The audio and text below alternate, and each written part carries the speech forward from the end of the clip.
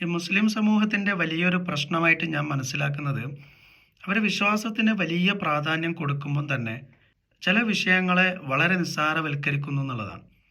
ഒരു യഥാർത്ഥ വിശ്വാസിയുടെ ജീവിതം എങ്ങനെയായിരിക്കും എന്നുള്ളത് മുമ്പൊരു വീഡിയോയിൽ നമ്മൾ പറഞ്ഞിരുന്നു. എന്നാൽ പൊതുവെ മുസ്ലിങ്ങളിൽ വലിയൊരു വിഭാഗം ധരിച്ചു വച്ചിരിക്കുന്നത്, നമ്മൾ ദൈവത്തിൽ വിശ്വസിക്കുകയും ചില ആരാധന അനുഷ്ഠാനങ്ങളൊക്കെ പാലിക്കുകയും ഒക്കെ ചെയ്താൽ നമ്മുടെ മറ്റുള്ള തെറ്റുകളൊന്നും പ്രശ്നമല്ല, ദൈവം അങ്ങ് പുറത്തു തരുന്നതാണ്.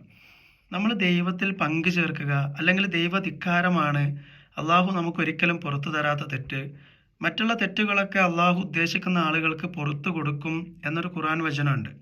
എന്നാൽ പലപ്പോഴും പല പ്രഭാഷകരും അതിനൊക്കെ വ്യാഖ്യാനിക്കാറുള്ളത്, നിങ്ങൾ ഇനി കള്ളു കുടിച്ചാലും വ്യഭിചരിച്ചാലും കുഴപ്പമില്ല, ശിർക്ക് ചെയ്യരുതെന്നൊക്കെയാണ്.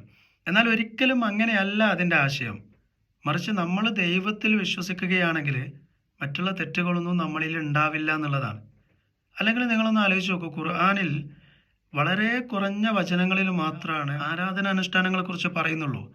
എന്നാൽ അതിൻ്റെ എത്രയോ മടങ്ങ് വചനങ്ങളിൽ ഖുർആൻ പറയുന്നത് വാല്യൂസിനെ കുറിച്ചാണ്, നമ്മളുടെ ആത്മസംസ്കരണത്തെക്കുറിച്ചാണ്, സാമൂഹികമായ വിഷയങ്ങളെക്കുറിച്ചാണ്.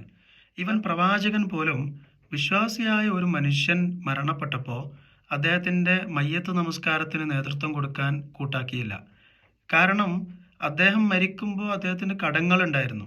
എന്നാൽ ആ കടങ്ങൾ വീട്ടാനുള്ള സംവിധാനങ്ങളൊന്നും ഒരുക്കാതെയാണ് അദ്ദേഹം മരണപ്പെട്ടത് എന്നുള്ളതാണ്. അതേപോലെ തന്നെ പ്രവാചകൻ ഒരിക്കൽ ഒരു സ്ത്രീയെക്കുറിച്ച് തൻ്റെ അനുയായികളോട് അഭിപ്രായം ചോദിച്ചു. ആ സ്ത്രീ സ്വർഗാവകാശിയാകുമോ നരകാവകാശിയാകുമോ, എന്താണ് നിങ്ങൾക്ക് തോന്നുന്നതെന്ന് ചോദിച്ചപ്പോൾ അവരൊന്നടങ്കം പറഞ്ഞു, അവർ തീർച്ചയായിട്ടും സ്വർഗത്തിലായിരിക്കും. കാരണം അവർ ഒരുപാട് നമസ്കരിക്കാറുണ്ട്, നോമ്പ് നോൽക്കാറുണ്ട്, ദാനധർമ്മങ്ങൾ ചെയ്യാറുണ്ട്. ഇങ്ങനെ നമ്മൾ കാണുന്ന സമയത്ത് മിക്കപ്പോഴും അവർ ആരാധന അനുഷ്ഠാനങ്ങളിൽ മുഴുകിയിട്ടായിരിക്കും. അതുകൊണ്ട് തന്നെ അവർ സ്വർഗത്തിലായിരിക്കും എന്ന് പറഞ്ഞപ്പോൾ പ്രവാചകൻ അവരെ തിരുത്തിക്കൊണ്ട് പറഞ്ഞത്, ആ സ്ത്രീ ഒരു നരകാവകാശിയാണ്. കാരണം ഈ പറഞ്ഞ ഗുണങ്ങളൊക്കെ അവർക്ക് ഉണ്ടായിരുന്നെങ്കിലും അവർ നിരന്തരം അവരുടെ അയൽവാസിയെക്കുറിച്ച് പരദൂഷണം പറയാറുണ്ടായിരുന്നു എന്നുള്ളതാണ്. ഇതാണ് സാമൂഹിക വിഷയങ്ങളിലെ ഇസ്ലാമിൻ്റെ നിലപാട്. ഇവൻ അള്ളാഹു പോലും പറയുന്നത്, നിങ്ങൾ എന്നോടൊരു തെറ്റ് ചെയ്തിട്ടുണ്ടെങ്കിൽ നിങ്ങൾ പശ്ചാത്തപിച്ചാൽ ഞാനത് പുറത്തു തരും.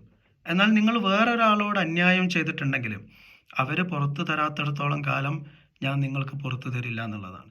എന്ന് പറഞ്ഞാൽ കേവലം ആരാധന അനുഷ്ഠാനങ്ങളിൽ മാത്രം പരിമിതമായ ഒരു മതമല്ല ഇസ്ലാം.